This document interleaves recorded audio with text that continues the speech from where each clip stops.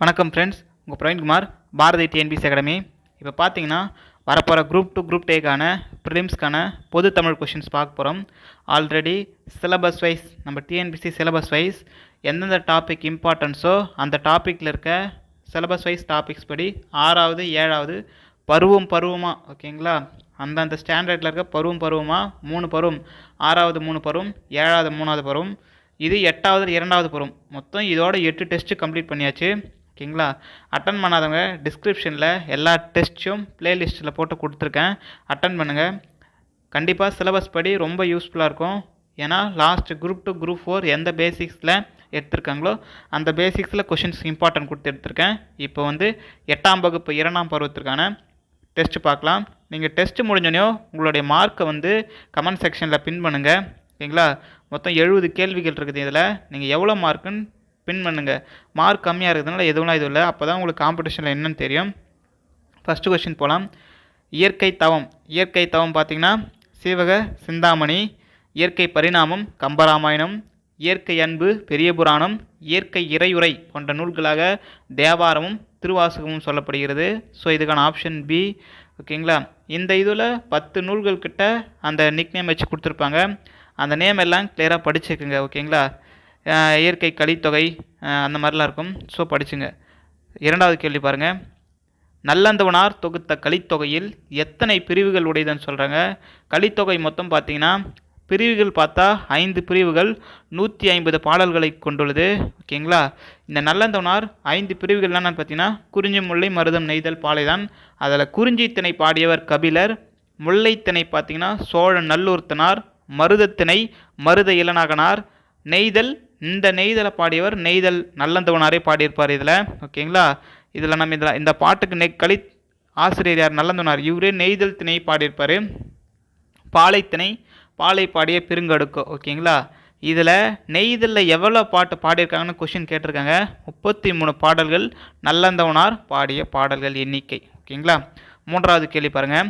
பதிகம் என்பது எத்தனை பாடல்களை கொண்டது.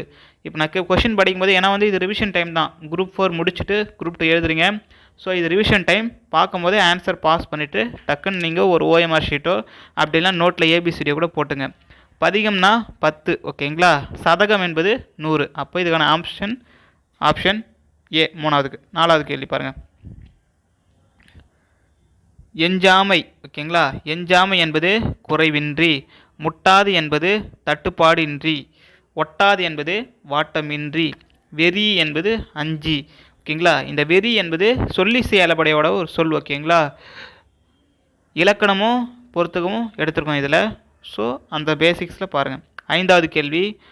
குடமுழா தொடர்பாக, ஏன்னா அந்த இசைக்கருவிகளை சொல்லிட்டு கொஷின்ஸ் கேட்குறாங்க தமிழரோட கலாச்சார பண்புனால. ஸோ குடமுழா என்பது ஃபஸ்ட்டு பாருங்கள் 5 முகங்களை உடைய முரசு வகையை சார்ந்தது ஓகேங்களா. யாழ் வகையா வீணை வகையான்னு கேட்பாங்க. இது வந்து முரசு வகை. முரசு 36 என்று கூறும் நூல் வந்து பார்த்திங்கன்னா சிலம்பு சொல்கிறது, சிலப்பதிகாரம் சொல்கிறது. சென்னை அருங்காட்சியகத்தில் இது பார்வைக்கு வைக்கப்பட்டுள்ள இசைக்கருவி. ஆமாம், இதுதான். பெரிய குடத்தின் வடிவில் 5 வட்ட வடிவ வாய்களுடன் அமைந்திருக்கும், இதுதான் குடமுழா. So 3மே correct. 4வது பாருங்கள். 6வது கேள்வி. உப்பு கடலை குடிக்கும் பூனை ஓகேங்களா. ஸ்ரீரங்கராயன் சிவகுமாரோடைய பாடல். 6வதுக்கு சி. 7வது பாருங்கள்.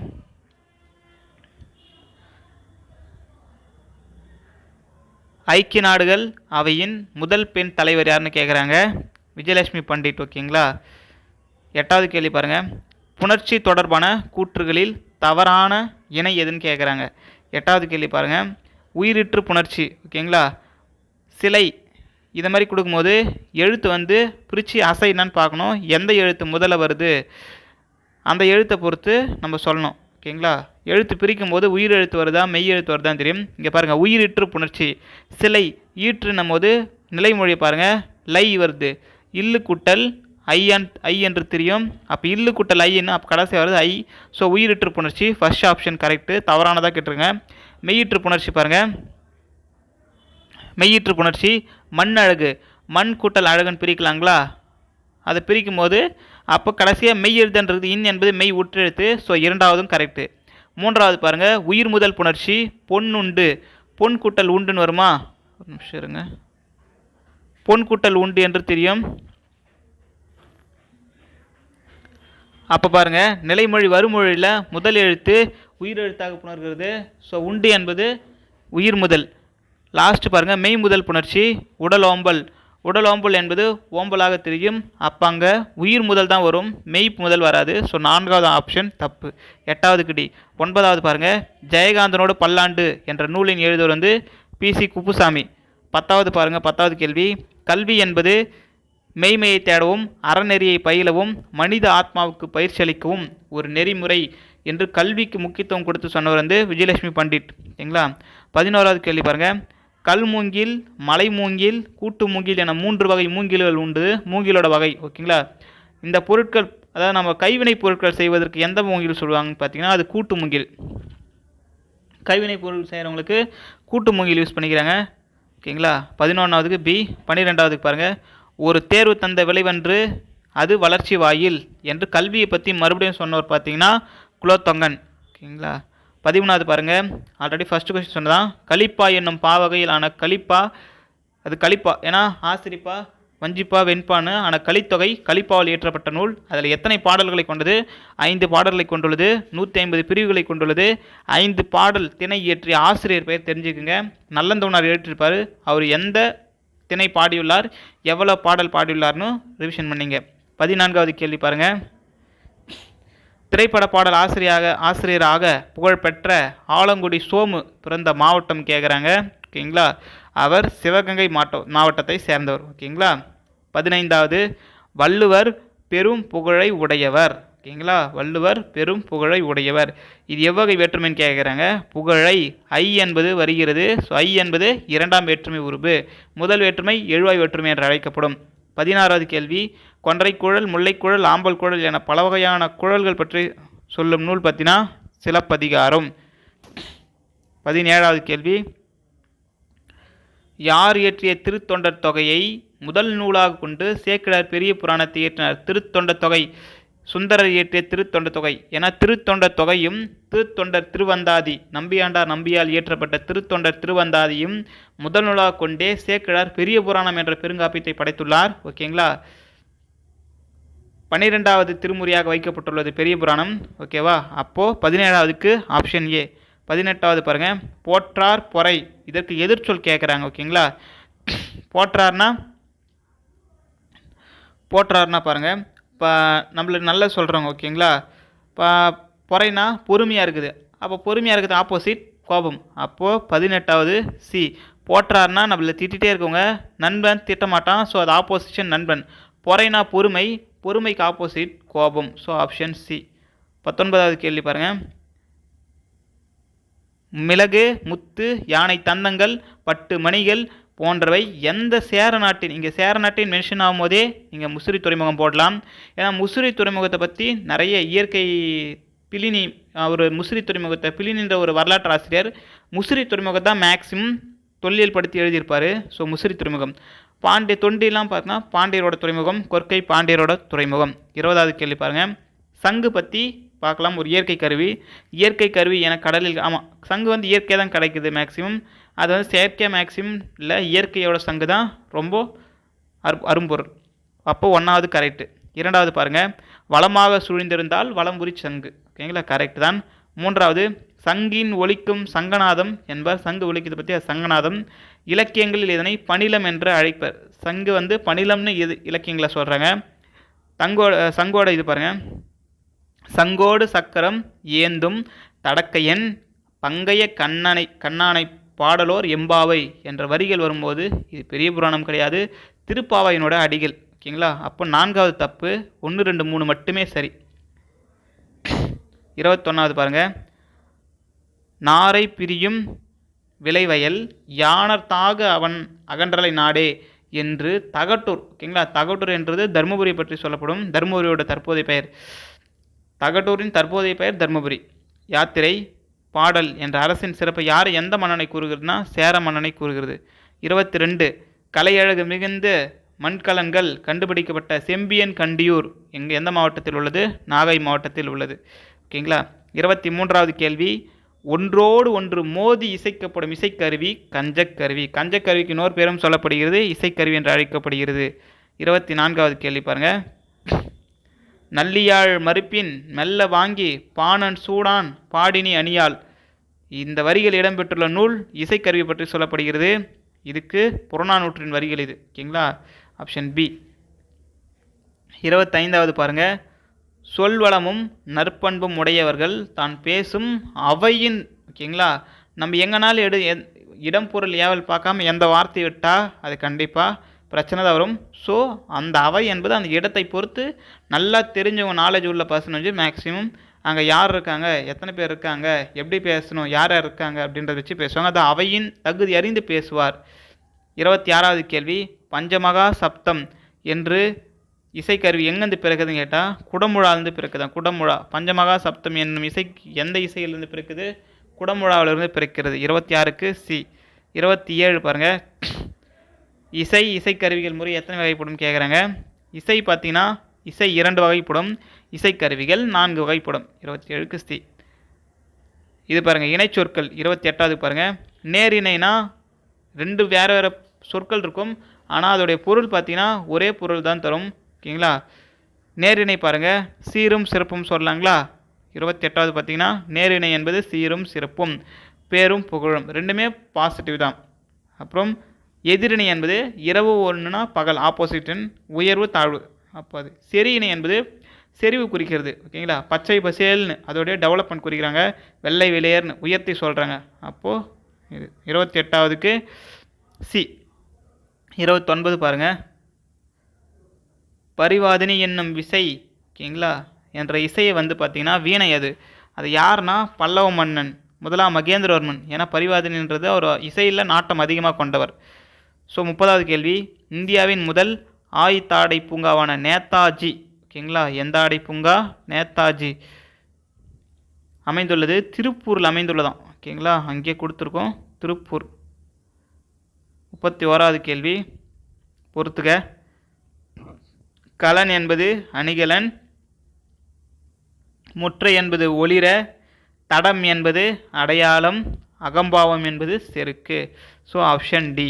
ஓகேங்களா, 32வது கேள்வி. கந்தர் கலியன்பா, கையிலை கலம்பகம், சகலகலாவல்லி மாலை, மீனாட்சி அம்மை பிள்ளை தமிழ், முத்துக்குமார சுவாமி பிள்ளை தமிழ். இந்த நூல்கள்லாம் ரொம்ப இம்பார்ட்டன்ட். குமரகுருபரோடைய நூல் கொடுத்துட்டு தனித்திருக்கும் நூல் கேட்பாங்க, ரொம்ப இம்பார்ட்டன்ட். குமரகுருபரர் மதுரை மீனாட்சி அம்மை பிள்ளை தமிழ் இருக்குது பார்த்திங்கன்னா, அந்த நூலும். ஓகேங்களா, அவருடைய காலம் பார்த்திங்கன்னா 17ஆம் நூற்றாண்டு.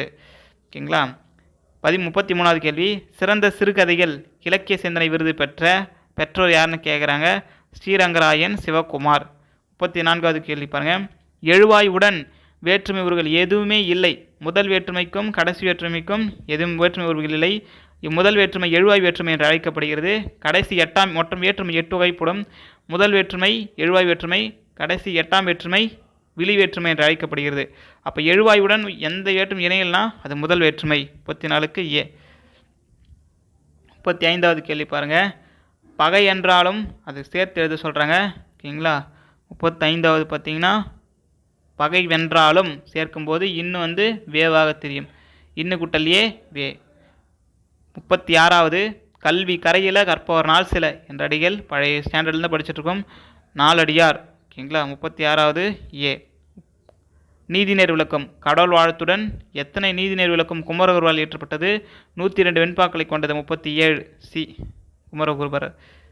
அகைன் ஒரு இந்த கொஷின் தான். 38 பார்த்தீங்கன்னா குமரகுருபருடைய காலம் 17ஆம் நூற்றாண்டு. அவர் இயற்றிய நூல்கள் ஞாபகம் வச்சுங்க.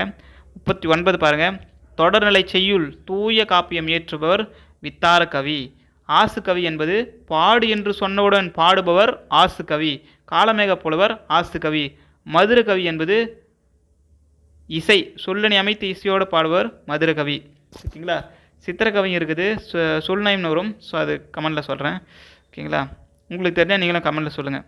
அழகர் கிள்ளை விடு தூது. 40வது கேள்வி. அழகர் கிள்ளை விடு தூது என்ற சிற்றிலக்கியம் எத்தனை ஆண்டுகள் முந்தைய நூல்னா 250 ஆண்டுகளுக்கு முன் உள்ள நூல். 250 ஆண்டுகளுக்கு முன்னாடி இயற்றப்பட்ட நூல். பொறுத்துக. தோல் கருவி பாருங்கள். தோல் கருவி பொறுத்துக. நரம்பு கருவிகள் சம்பந்தமாக கொடுக்கப்பட்டுள்ளது. தோல் கருவிகள்னு பார்த்தீங்கன்னா முழவு. ஓகேங்களா, நரம்பு கருவினா யாழ் என்பது நரம்பு கருவி 7 கொண்டது. அதோடைய யாழுடைய கவுண்டிங். காற்று கருவி என்பது குழல், நம்ம காற்று போய் தான் குழலில் சவுண்ட் வரும். கஞ்சக்கருவி என்பது சாளரா. ஓகேங்களா, 42 பாருங்கள். தொகை எத்தனை வகைப்படும்? தொடர். தொடர் என்பது தொகா. ஓகேங்களா? தொகை என்பது 6, தொகா என்பது 9. Option A. 43 பாருங்கள். மூவேந்தர்கள் பற்றி ஒரு கேள்வி. ஓகேங்களா? 43. வன்புகழ் மூவர் தன்பொழில் வரைப்பு என்று தொல்காப்பியம் மூவேந்தர்களை பற்றி குறிப்பிடுகிறதுன்றாங்க. கரெக்டு தான். மூவேந்தர்களின் காலத்தை வரையறுத்து கூற முடியலை. பர்டிகுலராக சொல்ல முடியல. சேர சோழ பாண்டியர்னு சொல்கிறோம். பட் இந்த அக்யூரேட்டாக சொல்ல முடியல. கரெக்டு தான். வால்மீகி ராமாயணம், மகாபாரதம், அர்த்தசாஸ்திரம், அசோகர் கல்வெட்டு, இது எல்லாத்துலேயும் மூவேந்தர்களுடைய பெயர்கள் அவங்களுடைய வரலாற்றில் குறிப்பிடப்பட்டுள்ளது. அதுவும் கரெக்டு தான். So 43க்கு D. 44 பாருங்கள். சிறப்பு பெயர் முன்னும் பொது பெயர் பின்னும் நிற்க இடையில் ஆகிய என்ப பண்புருபு மறைந்தருவது இருபெயரொட்டு பண்பு தொகை. 45 6ஆம் வேற்றுமை தொகை பாருங்கள். ஓகேங்களா? வேற்றுமை கொடுத்துட்டு அதோடைய வேற்றுமை சொல்லுறுப்புகள் கேட்டிருக்காங்க. 6ஆம் வேற்றுமை பார்க்கும்போது 40 சொல்லுறுப்பு தானே கேட்டிருக்காங்க. 45 6ஆம் வேற்றுமை உடைய. ஓகேங்களா? 6 பேர் உடைய. 2ஆம் வேற்றுமைக்கு இல்லை, சொல்லுறுப்புக்கு இல்லை. ஆனால் சொல்லுறுப்புக்கு இல்லை. ஃபஸ்ட்டு பார்த்தது 6ஆம் வேற்றுமை அது உடைய. 2ஆம் வேற்றுமை இல்லை. 4ஆம் வேற்றுமை நிமித்தம். ஓகேங்களா? 5ஆம் வேற்றுமை நின்று. So option B. 46வது கேள்வி பாருங்கள். கற்றோர்க்கு கல்வி நலனை கலனல்லால் மற்ற அணிகலன் வேண்டாவாம். இவ்வடிகள் இடம்பெற்றுள்ள நூல் குமரகுருபரர் நீதிநெறி விளக்கம்.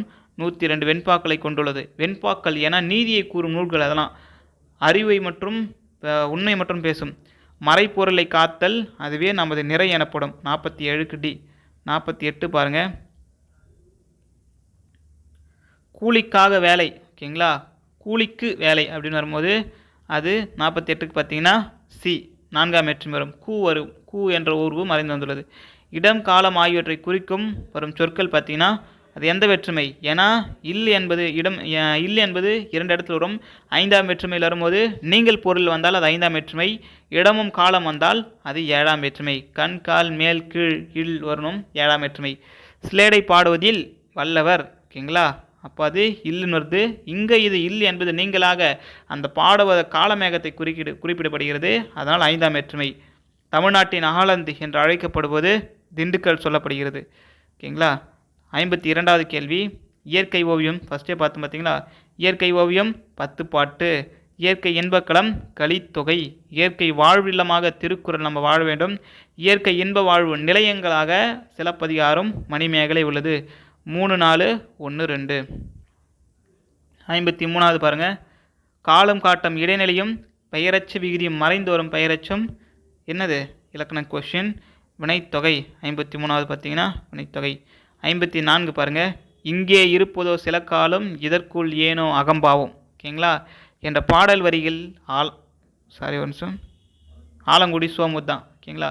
இங்கே இருப்பதோ சில காலம் இதற்குள் ஏனோ அகம்பாவும் என்ற பாடல் வரிகள் ஆலங்குடி சோமு. ஓகேங்களா? 55வது பாருங்கள். தமிழ்நாடு அரசின் கலைமாமணி விருதை பெற்றவர் நம்ம ஆலங்குடி சோமு. ஓகேங்களா? அவருடைய பாடல் பார்த்துங்க, இம்பார்ட்டன்ட். இங்கே இருப்பதோ சில காலம் இதற்குள் ஏனோ அகம்பாவம் என்பது ஆலங்குடி சோமு. 56வது கேள்வி பாருங்கள். இசை எத்தனை வகைப்படும்? இசைக்கருவியில் எத்தனை வகைப்படும்? இப்போ தான் பார்த்தோம். இசை என்பது 2 வகைப்படும். இசைக்கருவியில் என்பது 4 வகைப்படும். ஓகேங்களா? 57வது பாருங்கள். அந்தந்த கார்மேக கவிஞர் கொங்கு மண்டல சதகம் என்ற வடக்கு தெற்கு மேற்கு கிழக்கு எது எல்லையாக வச்சுருக்காங்க? சேர நாட்டுக்கு. ஓகேங்களா? சேர நாட்டுக்கு. காலமேக புலவர் சேர நாட்டுக்கு. தெற்கே என்ன மலை இருக்குது? ஓகேங்களா? வடக்கே எந்த மலை? அந்த மாதிரி சொல்லியிருக்காங்க. 57வது பார்த்தீங்கன்னா தெற்கே பழனிமலை, மேற்கே வெள்ளிமலை, கிழக்கே மதிர்கரை, வடக்கே பெரும்பாலை. ஓகேங்களா? அப்போ ஆப்ஷன் சி. 58வது கேள்வி பாருங்கள். மல்லிகை மலர்ந்தது. ஓகேங்களா? இது எந்த தொடர்னு கேட்டுக்கிறாங்க. 58 பார்த்தீங்கன்னா எழுவாய் தொடர். எந்த வேற்றுமை உறவும் மறையாமல் வெளிப்படையாக வந்துள்ளது? மல்லிகை என்ற ஐ என்ற வேற்றுமை உறவு வெளிப்படை வருது. ஸோ இது எழுவாய் தொடர் முதல் வேற்றுமை. 59 பாருங்கள். இரட்டை மேற்கோள் குறி பாருங்கள். ஏன்னா இதுவும் கேட்குறாங்க. சென்டென்ஸ் கொடுத்துட்டோம் எங்கெங்கே வருதுன்னு கேட்பாங்க, இல்லை அப்படியேவும் கேட்பாங்க. 59வது பாருங்கள். நேர்கூற்று வாக்கியத்தில் இரட்டை மேற்கோள் குறி வரும். ஓகேங்களா? ஒற்றை மேற்கோள் குறி பாருங்கள்.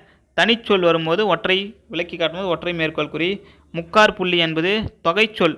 இப்படி வரும். அதை விரித்து சொல்லும் போது முக்காற்புள்ளி. காற்புள்ளி என்பது மேற்கோள் குறிக்கோள் குறிகளுக்கு முன் காற்புள்ளி கமான்னு சொல்கிறோம்ல, அது இப்படி போட்டு இப்படி எழுதும். So option B. 60வது கேள்வி பாருங்கள். நல்லியாழ் மறுப்பின் மெல்ல வாங்கி பாடன் சூடான் பாணன் சூடான் பாடின் அணியாள் என்ற வரிகள் புறநானூற்றில் உள்ளது. 61. 2 கைகளாலும் இசைக்கப்படுவதால் எந்த கருவி நம்ம முதற் கருவின்னு சொல்கிறோன்னு பார்த்தீங்கன்னா மத்தளம். அடியாருக்கு நல்லா சொல்லியிருப்பார், மத்துக்குட்டல் தளம் மத்தளம், அதுதான் முதற் கருவின்னு சொல்லியிருப்பார். 62வது கேள்வி. பழங்காலத்தில் விலையை கணக்கிட ரொம்ப இம்பார்ட்டன்ட். பழங்காலத்தில் விலையை கணக்கிட அடிப்படையாக அமைந்தது நெல்லு தானே யூஸ் பண்ணாங்களாம். ஓகேங்களா. 62க்கு சி. நெல்லும் உப்பம் நேரைய உரின்னு சொல்லிட்டு பாடல் வரிகள் வருது. ஸோ நெல்லு தான் வச்சுருந்தாங்க. ஓகேங்களா. 63 பாருங்கள். ஒரே பொருள் தரும் பல சொற்கள் வந்தால் அது 63வது பி பொருள் பின்னர். ஏன்னா சொல்லு வரல, பல சொற்கள் தான் வருது, பொருள் ஒரே பொருள் தான் வருது. அப்போ அந்த வந்த பொருளே ரிட்டர்ன் ஆகுது, சொல் ஆனால் வேறு சொல் வருது, அப்போ பொருள் பின்னர் இல்லையா. 64வது. சேரர்களின் உறவினர்கள் சேர நாட்டை கேட்கல, சேரர்களின் உறவினர் ஆட்சி செய்த பகுதி கொங்கு நாடு. ஓகேங்களா. 65. கொங்கு நாட்டு பகுதியை வளம் செழிக்க வைக்கும் ஆண்பூரணை, அந்த ஆறு ஒன்று இருக்குது, ஆண்பூரணை என்பது அமராவதி. 66. ஆர்னமெண்ட் என்பது அணிகலன். 67வது. இங்கிலீஷ் தமிழ்னு தெரிஞ்சு வச்சுக்க. எனக்கு பிடித்த நூல்களுடன் வாழ்நாள் முழுவதும் சிறையில் அடைத்தாலும் மகிழ்ச்சியுடன் வாழ்வேன்னு சொல்லிட்டு சொன்னவர் பார்த்தீங்கன்னா நேரு. ஏன்னா பழைய புக் கொஷின் இதையும் கேட்குறாங்க. சரிங்களா. 68வது பாருங்கள். டேனிங் என்பது தோல் பதனிடுதல். 69வது பாருங்கள். கனகச்சுனை என்பது பொன்வண்ண நீர்நிலை. இது பொன்வண்ண நீர்நிலை. 70வது கேள்வி. பழவை என்பது முதிர்ந்த முகல். பழம் கூட்டல் வெய் என்பது முயல், பழ என்பது பழமையை குறிக்கிறது, ஸோ முதிர்ந்ததை குறிக்கிறது. ஸோ பழவை என்பது முதிர்ந்த முகல். ஓகேங்களா. Total 70 question. நீங்கள் எவ்வளோ மார்க் எடுத்திருக்கீங்கன்னு சொல்லிட்டு சொல்லுங்கள். ஓகேங்களா. அதே மாதிரி 8ஆம் வகுப்பு 2ஆம் பருவம் முடிஞ்சிருச்சு. டிஸ்கிரிப்ஷனில் பிளேலிஸ்ட்டில் கொடுக்குறேன். இப்போ நீங்கள் ரிவிஷன் பண்ணுறீங்க, கண்டிப்பாக இந்த மாதிரி ஒரு ஸ்டாண்டர்டான கொஷின் நீங்கள் ஃபாலோ பண்ணிங்கன்னா கண்டிப்பாக ப்ரிலிம்ஸ் கிளியர் பண்ணுறதுக்கு 100% கேரண்டி. அதே மாதிரி இப்போ 8ஆம் வகுப்பு முடியும் போது பழைய புக்குக்கான கொஷினும் நாங்கள் அப்லோட் பண்ண போகிறோம். ஸோ அதையும் யூஸ் பண்ணிக்கோங்க. 6ஆம் வகுப்புலேருந்து 10ஆம் வகுப்பு பழைய புக் கொஷினும் லாஸ்ட் நடந்த குரூப் 4லேயும் 10 கொஷின் கிட்டத்தட்ட கேட்டிருந்தாங்க. ஸோ அதையும் யூஸ் பண்ணிக்கோங்க. பழைய புக் கொஷினும் 6ஆவதுலேருந்து வரும் சிலபஸ் வைஸ் இம்பார்ட்டன்ட் கொஷின்ஸ் மட்டும் வகுப்பாகவே எடுத்து கிளியராக அப்லோட் பண்ணிடுறோம். உங்கள் ஃப்ரெண்ட்ஸுக்கு ஷேர் பண்ணுங்கள் ஃப்ரெண்ட்ஸ். சப்ஸ்கிரைப் பண்ணிக்கோங்க. கமெண்ட் செக்ஷனில் எதனால சொல்லுங்கள், லைக் பட்டனை தட்டி விடுங்க. எவ்வளோ மார்க்குன்னு கமெண்ட் செக்ஷனில் சொல்லுங்கள் ஃப்ரெண்ட்ஸ். நன்றி, வணக்கம். Bharathi TNPSC academy.